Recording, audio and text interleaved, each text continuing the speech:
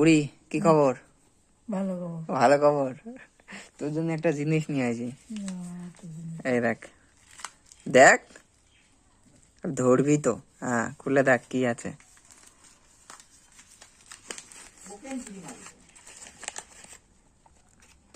দেখ কি হাতে, হাতের উপর দেখ কি এগুলো।